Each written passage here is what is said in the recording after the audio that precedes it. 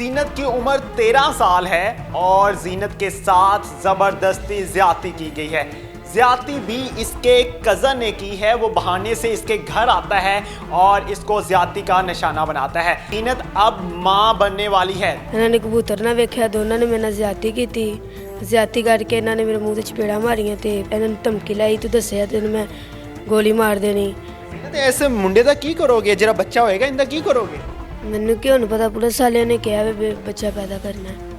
13 साल बच्ची जिसको हमल का निशाना बना दिया गया, जिसका बच्चा होने वाला है और 9 मंथ हो गए। जी 9वां महीना चल रहा है। तो अभी तक पुलिस ने मुलजिम को भी गिरफ्तार नहीं किया। मुलजिम को भी गिरफ्तार नहीं किया और इक्तवा में रखा हुआ। उसने बोला कि ये बच्चा होगा, बच्चे का डीएनए टेस्ट होगा, फिर कोई कार्रवाई होगी, उससे पहले नहीं। अस्सलाम वालेकुम नाजरीन, मैं हूं आपका मेज़बान फैसल खान सूरी और आप देख रहे हैं एनपीजी मीडिया। नाजरीन, आज मैं ओकाड़ा में मौजूद हूं जहां पे मेरे साथ जीनत मौजूद हैं और इनके साथ इनकी बहन मौजूद हैं। जीनत की उम्र 13 साल है और जीनत के साथ ज़बरदस्ती ज्यादती की गई है।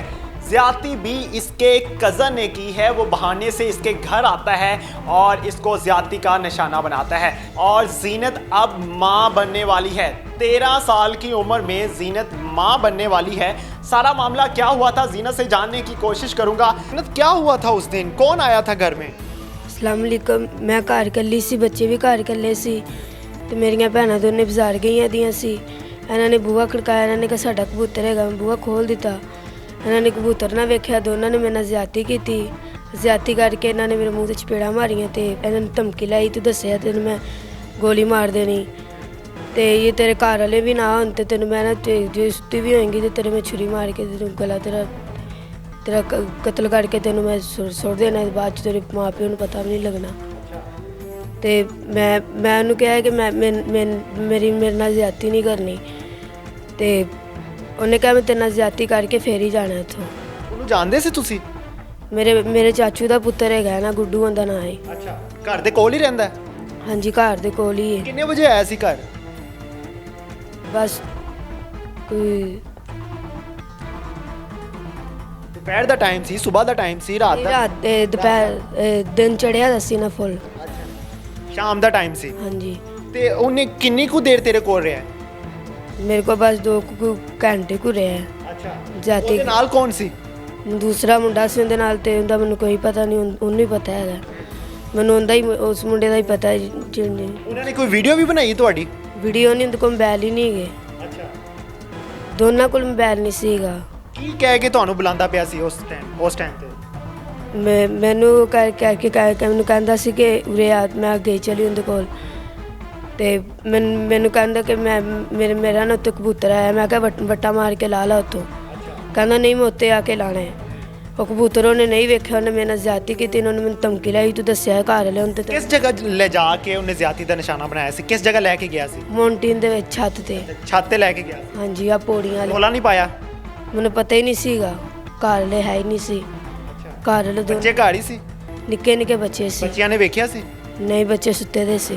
और मेरे साथ जीनत की बहन भी मौजूद हैं, उनसे जानते हैं सारा मामला। बहन, मुझे ये बताइए, ये सब कुछ कब हुआ, क्यों हुआ, कैसे हुआ? ये हम बाजार ही थे जब हुआ है, हमें पता नहीं था। बच्चे हमारे, ये 3 बच्चे थे छोटे छोटे, 2 मेरी बहन के बच्चे थे, एक हमारी फुप्पो का बेटा था छोटे। वो हम, ये शाम को 4-5 बजे का वाक़या है। हम बाज़ार थे तब भी इसके साथ आती हुई थी। उससे पहले भी एक दफ़ा हुई थी तो हमें मालूम नहीं पड़ा। ये इसको धमकी लगाई गई थी जिसकी वजह से हमें बोल नहीं रही थी। तो इसकी तबीयत ख़राब होने की वजह से 1.5 महीना था जब हमें पता चला। इसकी तबीयत ख़राब होने की वजह से हमें पता चला। जब हमें पता चला तब से हमने ये कार्रवाई शुरू की हुई है। एक छोटी सी उम्र में बच्ची प्रेग्नेंट हो गई है, तो ये क्यों हुई, क्यों करवाया प्रेग्नेंट इसको? हमें क्या मालूम था ये सब कुछ हो जाएगा। हमारे तो ख्वाबों के आलू में भी नहीं था कि ये सब कुछ होगा। अबॉर्शन भी करवाया जा सकता था? अबॉर्शन हम लोगों ने इसीलिए नहीं करवाया कि हम जब ये कार्रवाई शुरू कर रहे थे तब हमने बात की थी।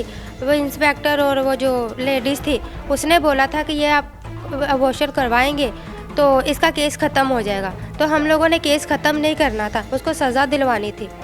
तो हम इसीलिए ये हम कौन सा पढ़े लिखे या हम कौन सा के बड़े शहरों वाले या हम गांव के हैं, गरीब जाहिल लोग हैं, हमें इतनी समझ नहीं है।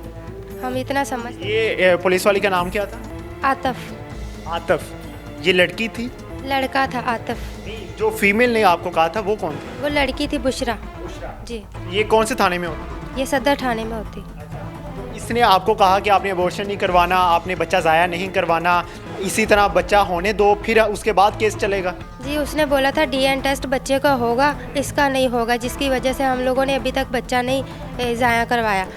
उन्होंने बोला बच्चा ज़ाया करवाओगे तो ये केस ही ख़त्म हो जाएगा। नाज़रीन, यहाँ पे तवज्जो तलब बात ये है कि जाहलियत की इंतहा हो चुकी है। एक अनपढ़ शख्स भी ये चीज़ समझता है कि टेस्ट तो लड़की का होना है, ना कि बच्चे का होना है। अब मेरी समझ से बाहर है कि ये पुलिस वाले कहाँ से आते हैं, कौन सी दुनिया से आए हुए हैं यहाँ पे कि उनको यही नहीं मालूम कि टेस्ट किसका होना है और केस किसका चलना है। 13 साला बच्ची जिसको हमल का निशाना बना दिया गया, जिसका बच्चा होने वाला है और 9 मंथ हो गए जी, 9वां महीना चल रहा है। तो अभी तक पुलिस ने मुलजिम को भी गिरफ्तार नहीं किया। मुलजिम को भी गिरफ्तार नहीं किया और इक्तवा में रखा हुआ। उसने बोला कि ये बच्चा होगा, बच्चे का डीएन टेस्ट होगा, फिर कोई कार्रवाई होगी, उससे पहले नहीं। अच्छा, मैं देख रहा हूँ कि जीनत की दिमागी तवाज़न भी ठीक नहीं है। जी जी। तो ये जीनत ने किस तरह से आपको बताया था कि मेरे साथ इस तरह से हुआ है? ये रो रही थी, उसने बोला था कि ये लड़का आया था। पहली बात है हमारा वो रिश्तेदार है, तो हमारे चाचू का बेटा है, उसको तो वो समझती होगी, उसको तो वो पहचानती होगी। नया कोई होगा उसको शायद ना पहचानती हो, अपनों को तो पहचानती होगी ना। इतनी भी इसकी नहीं है कि थोड़ी बहुत ये इसको सोचना हो कि थोड़ा बहुत ये किसी को पहचान ना सके या समझ ना सके। ये पूरी तरह भी नहीं है, बस आधे से आधा फ़र्क है। जीनत दिमागी तवाज़ुन भी ठीक नहीं है जीनत का, और फिर ये किस तरह से बर्दाश्त कर रही है पेन को? अभी ये तो इसको मालूम है कि कैसे बर्दाश्त कर रही, कैसे। रोती है घर में? हाँ जी, रोती भी है और दर्द भी होती है इसको। कभी कभी यहाँ भी दर्द होती, छाती में भी दर्द होती, जलन भी होती और रोज़ मुंह पे उल्टियाँ भी करती है। जिस शख्स ने ये सारी हरकत की है, जिस बच्चे ने, उसकी उम्र क्या है? उसकी उम्र 14-15 साल होगी। वो आपसे मिला है बाद में आके? नहीं, हम लोगों से नहीं मिला, हम लोगों से कोई बात ही नहीं। उसके पेरेंट्स से बात की है?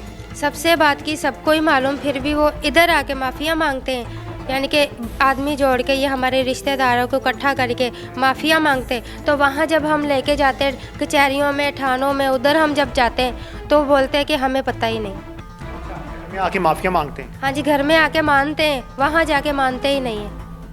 आपने उसको ये क्यों नहीं कहा कि अगर जीनत के साथ ये सब कुछ कर लिया है तो आप निकाह में ले लें? निकाह में भी नहीं वो ले रहे, वो बोलते हैं हम जानते ही नहीं इसको। इस बच्चे का क्या करेंगे आप लोग? तो वही ना, हम इसीलिए तो हम लोगों ने ये केस स्टार्ट किया कि हाँ इसको इंसाफ मिले। जीनत ऐसे मुंडे दा की करोगे, जरा बच्चा होएगा इंदा की करोगे? मैनू क्यों नहीं पता, पुलिस वाले ने कहा है बच्चा पैदा करना है। पुलिस वालों ने कहा है कि ये बच्चा पैदा करना है, यानी कि ये नाजायज़ औलाद होगी और ये मेरे ख्याल से पुलिस में भर्ती होनी चाहिए। मेरे साथ जीनत के भाई भी मौजूद हैं, उनसे जानते हैं कि पुलिस ने क्या कार्रवाई की है और पुलिस ने किस तरह से उनसे रिश्वत खाई है। ये सब कुछ उन्हीं से जानेंगे। शफीक साहब, तुसी जीनत दे भरा हो? हाँ जी। सर, सारा मामला कदों आया सी ते तुहाडी नज़र तो क्यों गायब रहा साहब? ਇਹ ਮਾਮਲਾ ਇਸ ਤਰ੍ਹਾਂ ਗਾਇਬ ਰਿਹਾ ਕਿ ਬੱਚੀ ਸੀ, ਨਾ ਸਮਝ ਸੀ। ਇਹ ਡਰਦੀ ਮਾਰੀ ਨਾ ਦੱਸ ਸਕੀ ਕਿ ਵੀ ਉਹਨਾਂ ਨੇ ਧਮਕੀ ਲਾਈ ਇਹਨੂੰ। ਜਦੋਂ ਦਾ ਪਤਾ ਚੱਲਿਆ ਉੱਪਰ ਛਾਲੀਆਂ ਕੀਤੀਆਂ, ਪਤਾ ਚੱਲਿਆ ਇਹਨੂੰ ਬਹੁਤ ਪਿਆਰ ਨਾਲ ਪੁੱਛਿਆ ਕਿ ਵੀ ਨਾਦਾਨ ਹੈਗੀ ਬੱਚੀ, ਐਵੇਂ ਧਮਕੀ ਲਾਵਾਂ ਕੁਛ ਵੀ ਹੋ ਸਕਦਾ। ਇਹਨੇ ਦੱਸਿਆ ਕਿ ਗੁੱਡੂ ਦੂਸਰਾ ਮੁੰਡਾ ਹੋ ਰਿਹਾ। ਅਸੀਂ ਕਿਹਾ ਦੂਸਰੇ ਮੁੰਡੇ ਨੂੰ ਵੀ ਤਾਂ ਪਹਿਚਾਣਿਆ, ਹਰ ਤੇਰੇ ਕੋਲ ਆਇਆ। ਕਹਿੰਦੀ ਨਹੀਂ ਮੈਂ ਪਹਿਚਾਣਦੀ, ਗੁੱਡੂ ਨੂੰ ਮੈਂ ਪਹਿਚਾਣਦੀ। ਚਲੋ ਕੇਸ ਸਾਡਾ ਚੱਲਣੇ ਲੱਗ ਪਿਆ, ਅਸੀਂ ਕਾਰਵਾਈ ਕੀਤੀ।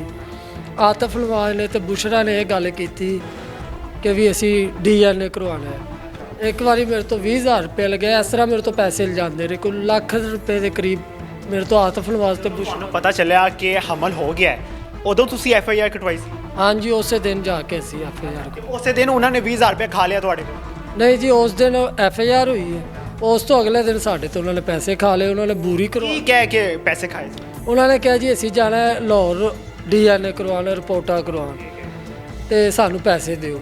ਅਸੀਂ ਪੈਸੇ ਦੇ ਦਿੱਤੇ। ਅਸੀਂ ਕਿਹਾ ਵੀ ਸਾਡਾ ਕੇਸ ਚੱਲ ਰਿਹਾ। ਫਿਰ ਕੋਈ 2-4 ਦਿਨਾਂ ਬਾਅਦ ਜੀ ਗੱਡੀ ਦਾ ਕਿਰਾਇਆ ਦਿਓ, ਇਸ ਤਰ੍ਹਾਂ ਕਰਕੇ 10, 20, 30 ਫਿਰ ਕਾਫੀ 1-2 ਬੰਦਿਆਂ ਦੇ ਥਰੂ ਵੀ ਦਿੱਤੇ ਨੇ ਪੈਸੇ। ਪ੍ਰਾਈਵੇਟ ਥਾਣਾ ਹੈਗਾ ਸੀ? ਨਹੀਂ ਜੀ, ਸਦਰ ਉਕਾੜਾ ਸਦਰ ਥਾਣਾ। ਤੇ ਇਸ ਤਰ੍ਹਾਂ ਸਾਡੇ ਤੋਂ ਪੈਸੇ ਪੂਸੇ ਲੈ ਕੇ ਖਾਂਦਾ ਰਿਹਾ। ਫਿਰ ਉਹਨੇ ਕੇਸ ਚੁੱਕ ਕੇ ਨਾ ਜਦੋਂ ਬੂਰੀ ਉਹਨਾਂ ਨੇ ਵਾਪਸ ਲੈ ਲਈ, ਅਸੀਂ ਵੀ ਵਕੀਲ ਖੜਾ ਕੀਤਾ। ਮੁਲਜ਼ਮ ਗ੍ਰਿਫਤਾਰ ਹੋਇਆ ਸੀ?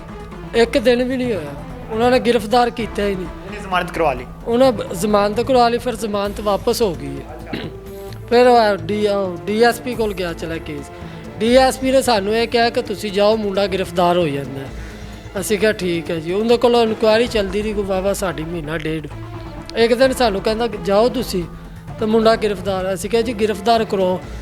ਨਹੀਂ ਹੋ ਜਾਂਦਾ। ਮੈਂ ਉਹਨਾਂ ਨੂੰ ਕਹਿ ਦਿੱਤਾ ਗ੍ਰਿਫਤਾਰ ਹੋ ਜਾਏਗਾ ਮੁੰਡਾ। ਇਹ ਕੌਣ ਕਹਿ ਰਹੇ ਸੀ ਤੁਹਾਨੂੰ? ਇਹ ਡੀਐਸਪੀ ਕਹਿ ਰਹੀ ਸੀ। ਅਸੀਂ ਫਿਰ ਥਾਣੇ ਗਏ ਚਲੇ। ਅਸੀਂ ਕਿਹਾ ਜੀ ਮੁੰਡਾ ਗ੍ਰਿਫਤਾਰ ਕਰਕੇ ਨਹੀਂ ਦੇ ਕੇ ਗਏ। ਉਹਨਾਂ ਕਿਹਾ ਸ਼ਾਮ ਤੱਕ ਦੇ ਜਾਂਦੇ ਮੁੰਡਾ। ਲਾਰੇ ਤੇ ਰੱਖਿਆ? ਲਾਰੇ ਤੇ ਰੱਖਿਆ ਸਾਨੂੰ। ਫਿਰ ਅਸੀਂ ਡੀਪੀਓ ਦੇ ਪੇਸ਼ ਹੋ ਗਏ। ਡੀਪੀਓ ਨੇ ਐਸਪੀ ਕੋਲ ਕੇਸ ਦੇ ਦਿੱਤਾ। ਉਹਨੇ ਨਾ ਸੁਣਿਆ, ਉਹਨੇ ਐਸਪੀ ਨੂੰ ਸੁਣਾਇਆ ਕੇਸ। ਐਸਪੀ ਦੇ ਅੱਗੇ ਆਤਫ ਨਵਾਜ਼ ਵੀ ਆਇਆ ਸੀ, ਵੀ ਦੋਵੇਂ ਪਾਰਟੀਆਂ ਸੀ। ਸਾਡੀ ਵੀ ਗੱਲ ਸੁਣੀ, ਉਹਦੀ ਵੀ ਸੁਣੀ। ਉਹਨੇ ਆਤਫ ਨਵਾਜ਼ ਨੂੰ ਪੁੱਛਿਆ। ਉਹਨੇ ਕਿਹਾ ਸਰ ਮੈਂ ਤੁਹਾਨੂੰ ਸਾਈਡ ਤੇ ਦੱਸਣਾ। ਐਸਪੀ ਨੇ ਕਿਹਾ ਨਹੀਂ, ਇਹਨਾਂ ਦੇ ਸਾਹਮਣੇ ਦੱਸ। ਉਹਨੇ ਕਿਹਾ, ਉਹ ਗਾਲਾਂ ਕੱਢਣ ਲੱਗ ਪਿਆ ਐਸਪੀ ਨੂੰ, ਗੁੱਸੇ ਹੋਣ ਲੱਗ ਪਿਆ। ਉਹਨੇ ਕਿਹਾ ਜੀ ਸਾਰੇ ਮੁੰਡਾ ਮੰਨ ਰਿਹਾ ਕਿ ਵੀ 5-6 ਮਹੀਨੇ ਤੋਂ ਮੇਰਾ ਤਲਕ ਸੀ। ਤਾਂ ਉਹਨੇ ਕਿਹਾ ਫਿਰ ਕੇਸ ਤੇ ਉੱਥੇ ਹੀ ਹੋ ਗਿਆ। ਇਹ ਹੁਣ ਕਹਿ ਰਹੇ ਸੀ ਵੀ ਸਾਡਾ ਇਹਦਾ ਕੋਈ ਲਿੰਕ ਹੀ ਨਹੀਂ, ਸਾਡੀ ਭੈਣ ਹੈ ਇਹ ਉਹ। ਤੇ ਹੁਣ ਮੁੰਡਾ ਮੰਨ ਰਿਹਾ ਕਿ ਤੂੰ ਕਹਿ ਰਿਹਾ ਮੁੰਡਾ ਮੰਨ ਰਿਹਾ।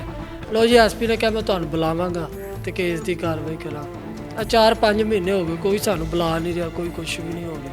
ਪੁਲਿਸ ਸਾਨੂੰ ਕੋਈ ਸਾਥ ਹੀ ਨਹੀਂ ਦੇ ਰਹੀ। ਸਾਨੂੰ ਇਹ ਵੀ ਨਹੀਂ ਪਤਾ ਕਿ ਸਾਡਾ ਹੁਣ ਕੇਸ ਕਿਹਦੇ ਕੋਲ ਹੈਗਾ। अच्छा, इन्वेस्टिगेशन भी नहीं हुई? कोई कुछ भी नहीं होया। यहाँ पे ही बात ख़त्म करेंगे। ये पाकिस्तान के हालात हैं और अगर इस तरह से ही नाजायज़ बच्चे पैदा होने शुरू हो जाएंगे इस मुल्क का क्या बनेगा। ये जुल्म की इंतहा थी। यहाँ पे जुल्म ख़त्म हो जाता है। आप जाहलियत की इंतहा देखिए कि एक पुलिस वाली कह रही है कि बच्चा पैदा होगा तो इसको इंसाफ मिलेगा। बहन मेरी, अगर आप ये सुन रही हैं तो मुझे बता दीजिए कि आपने क्या डॉक्टरी कर ली है? आपका जो काम है आप उसी काम से ताल्लुक़ रखिए। आपका ये काम ही नहीं था कि रिपोर्ट्स आपने थोड़ी तैयार करनी है। आप डॉक्टर के पास भेजिए। अगर रिपोर्ट नहीं आती तो फिर मुझे बताइएगा कि अगर आपके पास रिपोर्ट ना आए। आप मैट्रिक पास भी मुझे लगता नहीं है। एक थाने में बैठी हुई खातून एक अपनी बहन को, अपनी जैसी खातून को कह रही है कि नाजायज़ बच्चा पैदा कर लो। अब इस पे सवालिया निशान तो उठेगा। अब कौन जवाब देगा ये मालूम नहीं है। ये जुल्म की इंतहा थी। इसी के साथ मुझे दीजिए इजाज़त। अल्लाह ने के बाद।